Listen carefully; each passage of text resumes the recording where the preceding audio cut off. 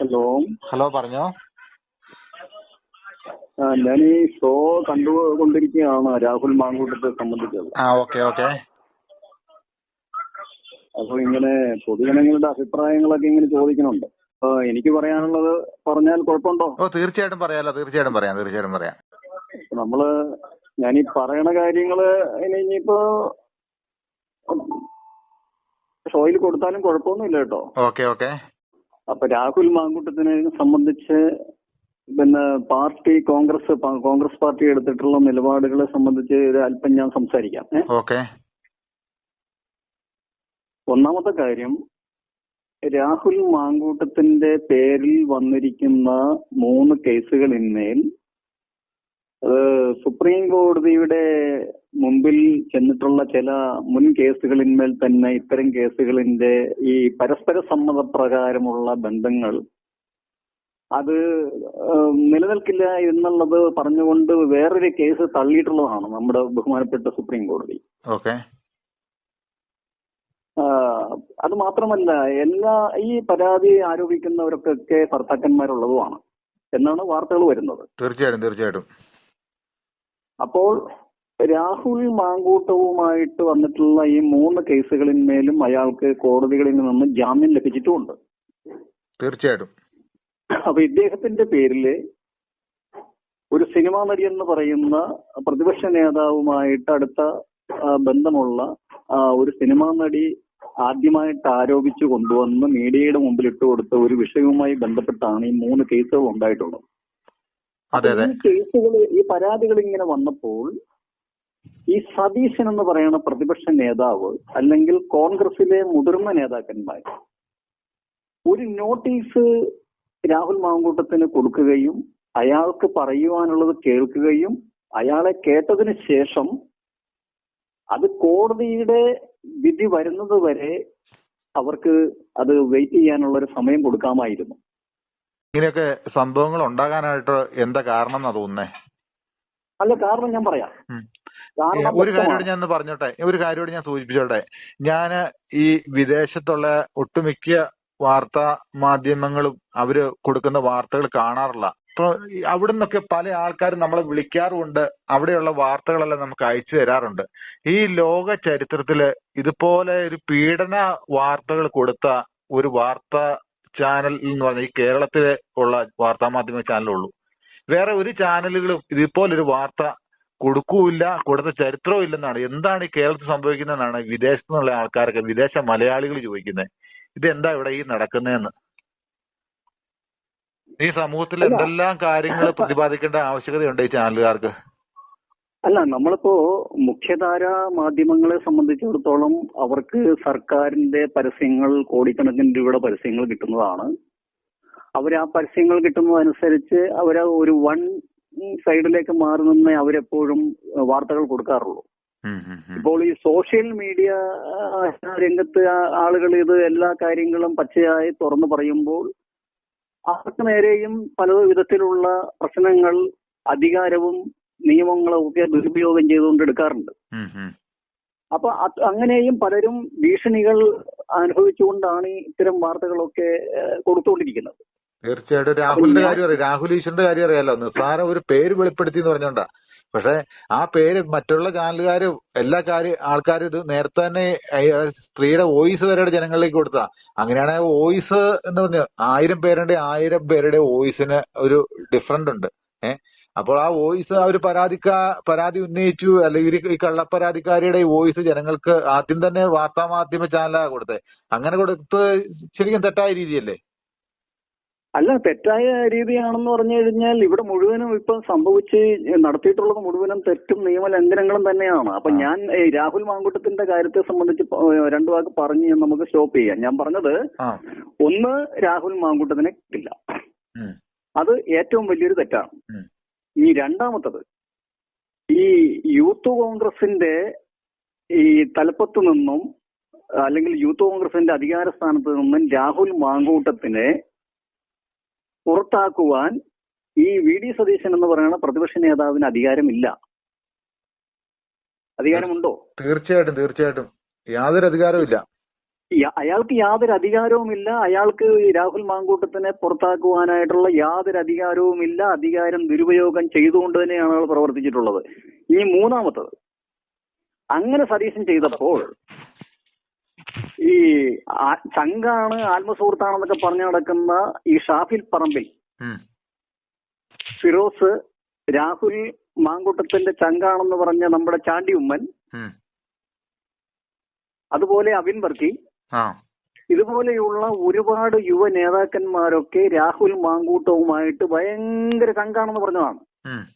എന്നാൽ ഈ യൂത്ത് കോൺഗ്രസിന്റെ ഇത്തരത്തിലുള്ള നേതാക്കന്മാരെ എന്തുകൊണ്ട് സതീശനോട് പറഞ്ഞില്ല, ഒരു കേസ് ഉണ്ടെങ്കിൽ കോടതി വിധി വരട്ടെ, കോടതി വിധി വരുന്നതിന് മുൻപ് അയാളെ പാർട്ടിയിൽ നിന്ന് പുറത്താക്കാൻ പാടില്ല എന്ന് ശക്തമായിട്ട് എന്തുകൊണ്ട് ഈ ഷാഫി പറമ്പിൽ ഉൾപ്പെടെയുള്ള ഈ യുവ നേതാക്കന്മാർ പറഞ്ഞില്ലെന്നുള്ളത് ഒരു വളരെ പ്രധാനപ്പെട്ട ചോദ്യമാണ്. ചിലപ്പോൾ പറഞ്ഞിരിക്കാം, പക്ഷെ അംഗീകരിക്കാത്തതാണെങ്കിലോ?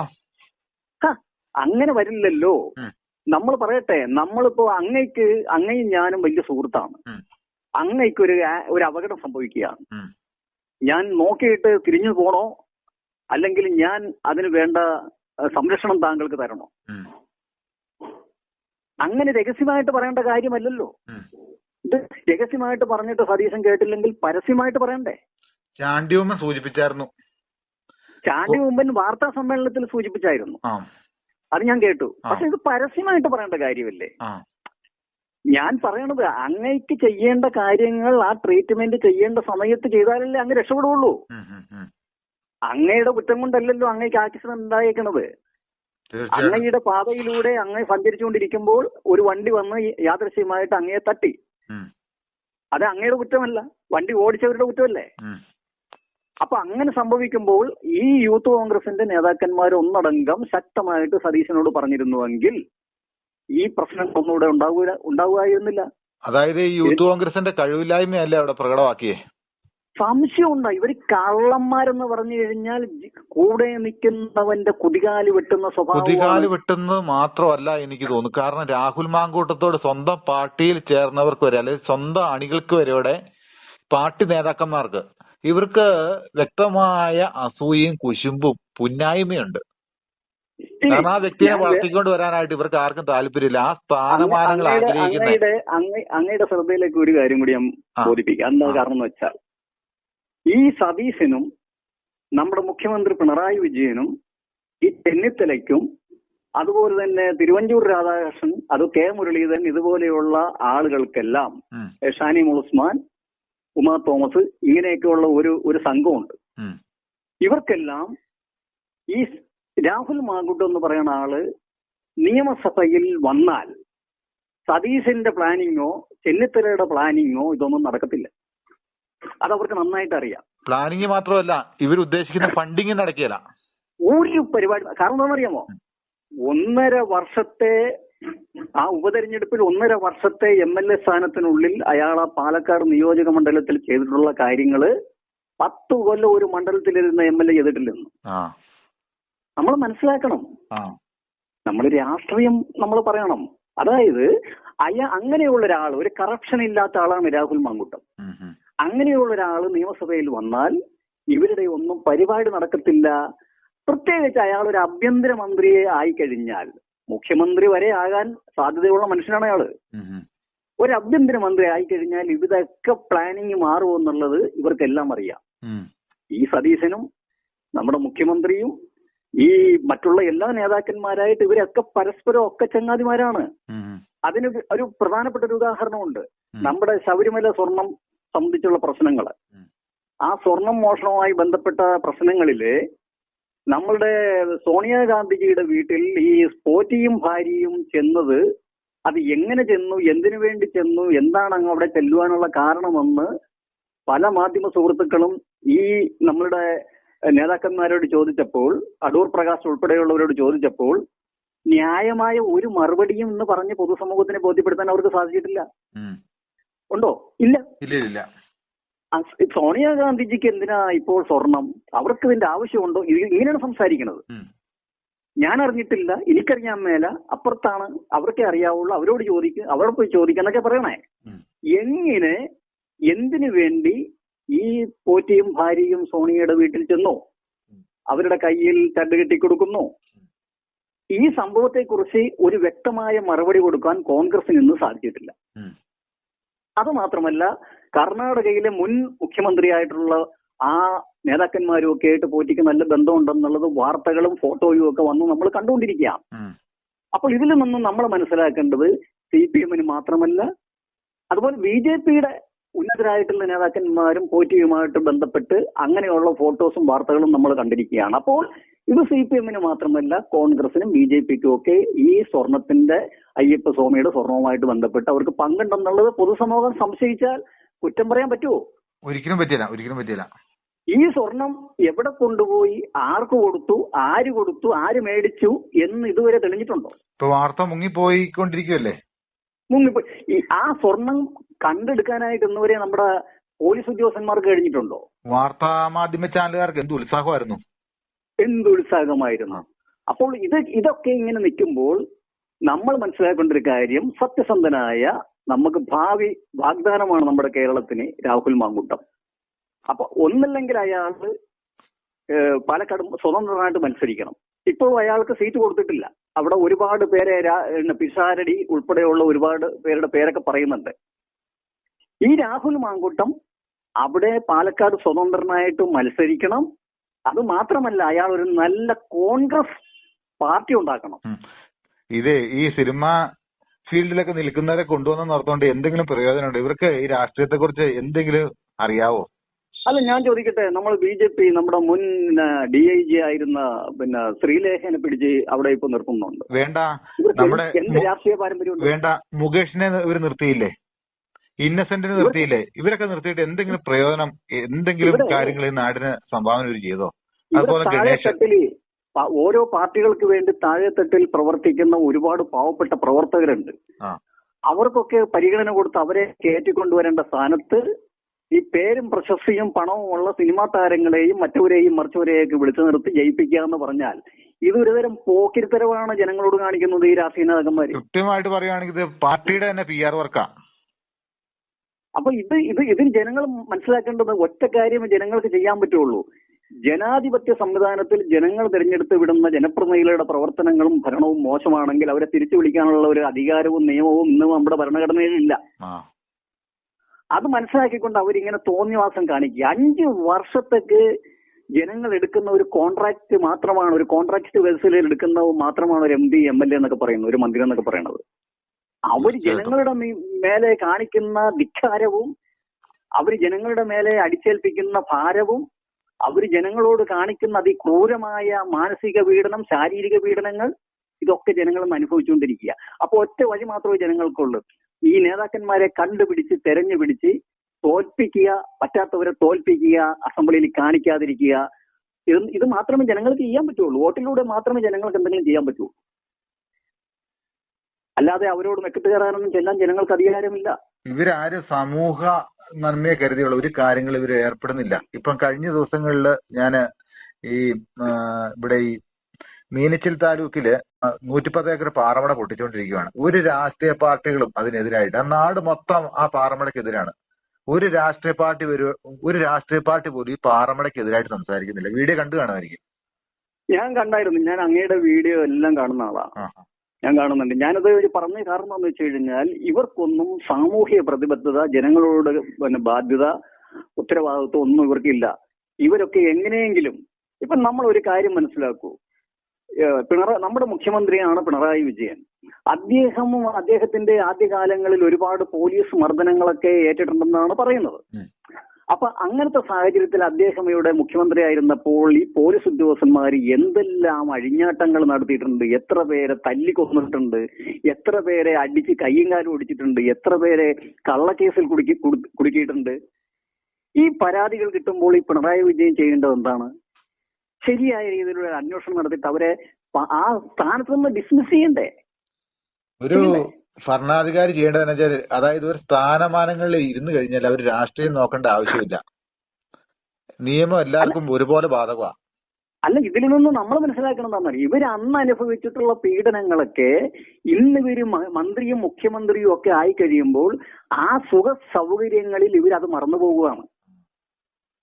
മനസ്സിലായില്ല? ഒരു ഓർമ്മ വേണം നമുക്ക്. ഒരാളൊരു ഉപകാരം ചെയ്താലും നല്ലത് ചെയ്താലും ദോഷം ചെയ്താലും നമ്മൾ മനുഷ്യരെന്നുള്ള നിലയ്ക്കൊരു ഓർമ്മ വേണം നമുക്ക്.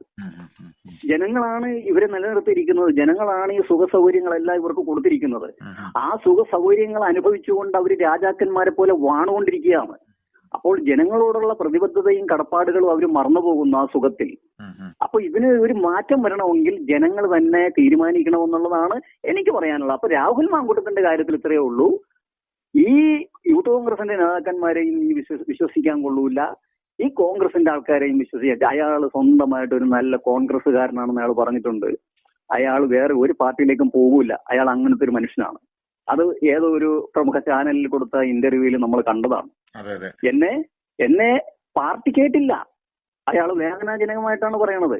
എന്നെ പാർട്ടി കേട്ടില്ല, എനിക്ക് പറയുവാനുള്ളത് കേട്ടില്ല. അത് മാത്രമല്ല, ഇനി രാഹുൽ പാലക്കാട് മത്സരിക്കുമെന്ന് അവതാരകൻ ചോദിച്ചപ്പോ അത് പാർട്ടി തീരുമാനിക്കണം. അപ്പോഴും അയാളുടെ ഉള്ളിൽ പാർട്ടിയാണ് കിടക്കുന്നത്. അത് പാർട്ടി തീരുമാനിക്കണം. അല്ല, അപ്പോൾ രാഹുലിനെ പാർട്ടിയിൽ നിന്ന് പുറത്താക്കിയല്ലോ, ഇപ്പൊ ആരും അല്ലല്ലോ. അത് അയാൾ പറഞ്ഞത് എന്താണ്? എന്നെ പാർട്ടിയിൽ നിന്ന് പുറത്താക്കുവാൻ അവർക്ക് സാധിക്കും, പക്ഷെ എന്നിലുള്ള പാർട്ടിയെ പുറത്താക്കുവാൻ ഞാൻ തന്നെ തീരുമാനിക്കണം. തീർച്ചയായിട്ടും. അയാൾ അത് പറഞ്ഞ ഇന്റർവ്യൂ നമ്മൾ അങ്ങ് കണ്ടിട്ടുണ്ടെങ്കിൽ അങ്ങേക്ക് മനസ്സിലാകും അത്. അതെ. അപ്പോൾ നമ്മൾ ആഗ്രഹിക്കുന്നത്, കേരള സമൂഹം ആഗ്രഹിക്കുന്നത്, രാഹുൽ ഇനി കോൺഗ്രസ് പാർട്ടിയിൽ ഇപ്പൊ ആരുമല്ല. ഒരു കാരണവശാലും അയാൾ ഇനി കോൺഗ്രസ് പാർട്ടിയിലേക്ക് പോകാൻ പാടില്ല. അയാൾ ഒരു സ്വന്തമായി നല്ല കോൺഗ്രസ് പ്രസ്ഥാനം ഉണ്ടാക്കണം. അയാൾ പാലക്കാട് സ്വതന്ത്രനായിട്ട് നിന്ന് മത്സരിക്കണം. ജയിക്കട്ടെ തോക്കട്ടെ, പക്ഷെ ജയിക്കുമെന്നുള്ള കാര്യം 100% ഉറപ്പാണ്. കാരണം ദൈവം അദ്ദേഹത്തിന്റെ കൂട്ടത്തിലാണ്, പാലക്കാട് ജനങ്ങള് അദ്ദേഹത്തിന്റെ കൂട്ടത്തിലാണ്. മാത്രമല്ല, ജാതിമത രാഷ്ട്രീയത്തിന് അതീതമായിട്ട് കേരള സമൂഹം ഏതാണ്ട് നല്ലൊരു ശതമാനവും അയാളുടെ കൂട്ടത്തിലാണ്. അതായത് ഈ രാഹുൽ മാങ്കൂട്ടത്തിന് ഈ സംശയത്തിന്റെ പേരിലും ആരോപണത്തിന്റെ പേരിലും വി.ഡി. സതീശൻ രാഹുൽ മാങ്കൂട്ടത്തിനെ അധികാരത്തിൽ നിന്ന് പുറത്താക്കി. അങ്ങനെയെങ്കിൽ ഈ വി.ഡി. സതീശൻ നമ്മുടെ ബഹുമാനപ്പെട്ട പ്രതിപക്ഷ നേതാവിന്റെ പേരിൽ അദ്ദേഹത്തിന്റെ നാട്ടിലുള്ള ഒരു സഹോദരി, ഒരു താരക പെണ്ണാളെന്നൊക്കെ ഓമനപ്പേരിൽ വിളിക്കുന്ന ഒരു സഹോദരി, ഒരുപാട് നാളുകളായി ഈ സതീശനെ പറ്റി സോഷ്യൽ മീഡിയയിലൂടെ പച്ചക്ക് പറയുന്ന ചില കാര്യങ്ങളുണ്ട്.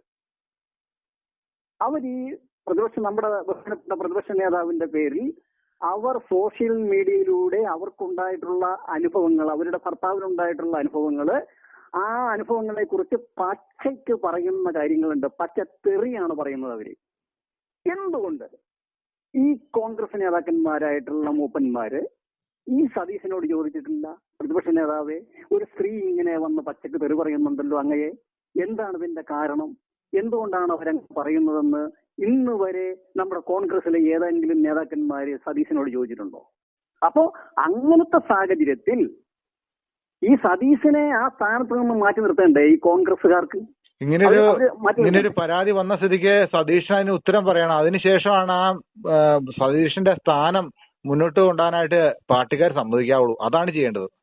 ഇത് പച്ചക്ക് വന്നിട്ട് ഒരു സഹോദരി വന്നിട്ട് അവർക്കും അവരുടെ ഭർത്താവിനും ഉണ്ടായ ഭീകരമായ അനുഭവങ്ങളെ കുറിച്ച് പച്ചക്ക് പറയുകയാണ് പൊതുസമൂഹത്തിനോട്. ഇതിനെക്കുറിച്ചൊരു മറുപടി പോലും പറയാൻ തയ്യാറായില്ലല്ലോ. വേണ്ട, അത് പോട്ടെ. നമ്മുടെ ഈ CPM-ലുള്ള നമ്മുടെ ഭരണപക്ഷത്തുള്ള CPM-ലോ CPI-യിലോ അല്ലെങ്കിൽ അവരുടെ ഏതെങ്കിലും ഘടകകക്ഷികളിൽപ്പെട്ട് ഏതെങ്കിലും ഒരു നേതാവിനെ പറ്റി ചോദിച്ചിട്ടുണ്ടോ? ചോദിച്ചിട്ടില്ല. നിയമസഭയിൽ ചോദിക്കണ്ടേ? തീർച്ചയായിട്ടും. നമ്മുടെ പ്രതിപക്ഷ നേതാവാണ്. ഇതിന്റെ സത്യവും സത്യകേടും നമുക്ക് അറിയത്തില്ല. നിലവിലിപ്പോ സ്ത്രീ ജീവിച്ചിരിപ്പുണ്ടോ എന്ന് തന്നെ സംശയിക്കേണ്ടിയിരിക്കുന്നു. നമ്മളുടെ പ്രതിപക്ഷ നേതാവിനെ കുറിച്ച് ഒരു സ്ത്രീ പച്ചക്ക് വന്നിട്ട് സോഷ്യൽ മീഡിയയിലൂടെ പറയുമ്പോൾ ഈ കോൺഗ്രസുകാരായിട്ടുള്ള ഈ ഉന്നത നേതാക്കന്മാരുൾപ്പെടെ ഇത് ചോദിക്കണ്ടേ സതീശനോട്? ഞങ്ങള് ഈ പറവൂര് ഏരിയയില് ഇവരെ കുറിച്ച് തിരക്കിയായിരുന്നു, പക്ഷെ അവരെ കുറിച്ച് ആർക്കും അറിയത്തില്ല ഇപ്പോൾ. അപ്പൊ ഇതിന് നമുക്ക് ദുരൂഹതയുണ്ടെന്നും കൂടി നമുക്ക് മനസ്സിലാക്കാം. അവരെവിടെയാണ് എന്താണെന്ന് നമുക്ക് അറിയത്തില്ലെങ്കിൽ അതിന്റെ പിന്നിലും ദുരൂഹതയുണ്ടെന്ന് നമുക്ക് മനസ്സിലാക്കാം. തീർച്ചയായിട്ടും. ഈ കോൺഗ്രസുകാര്, ഈ എന്താ പറയാ, യൂത്ത് കോൺഗ്രസുകാര്, ഇവരൊക്കെ ഇത്തരം കാര്യങ്ങൾ പച്ചക്കൊരു സ്ത്രീ വന്ന് സോഷ്യൽ മീഡിയയുടെ പൊതുജനത്തിനോട് പറയുമ്പോൾ ഇതെന്തുകൊണ്ട് പറയുന്നു?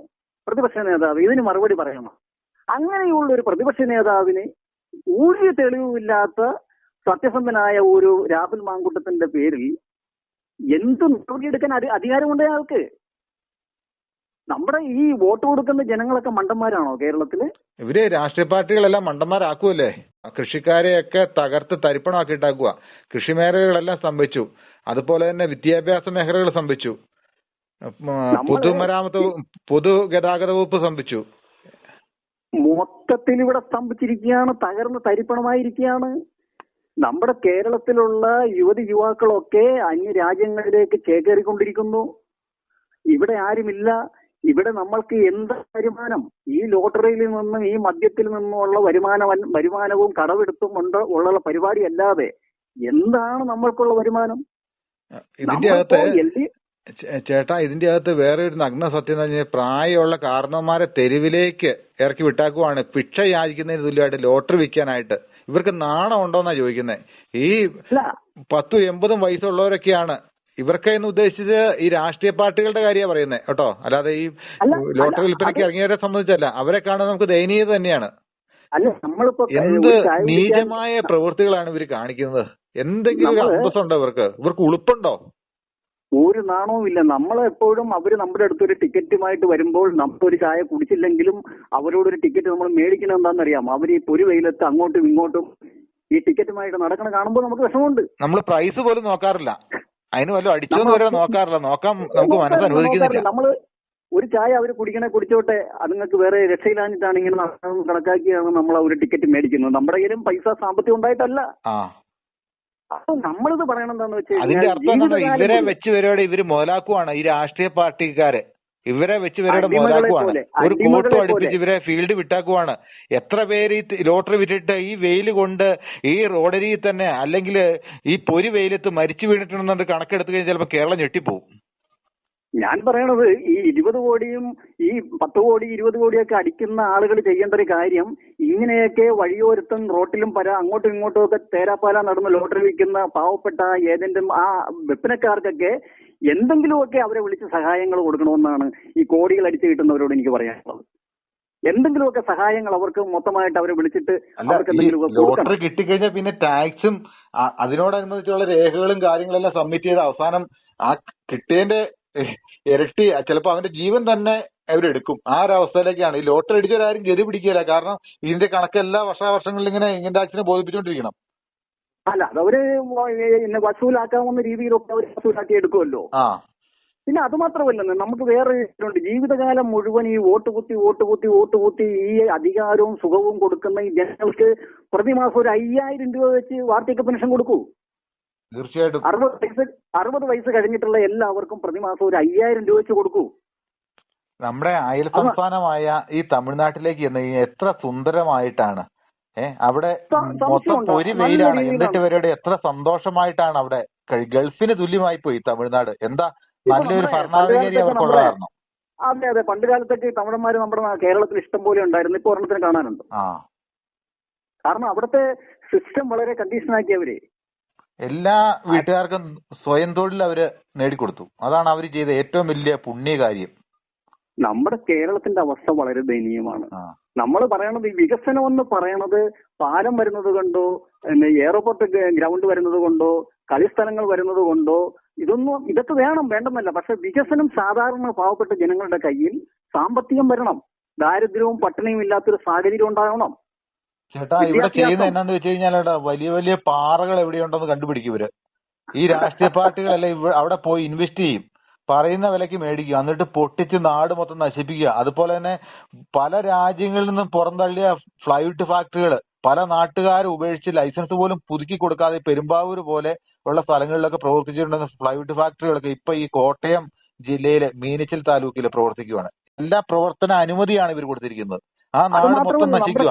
ആ നാട്ടുകാർ മൊത്തം എതിർപ്പാ. പക്ഷെ ഇതൊന്നും പൂട്ടിപ്പോകാനുള്ള ഒരു ശ്രമങ്ങളിലേക്ക് നാട്ടുകാരൊപ്പം കൂടുന്നില്ല.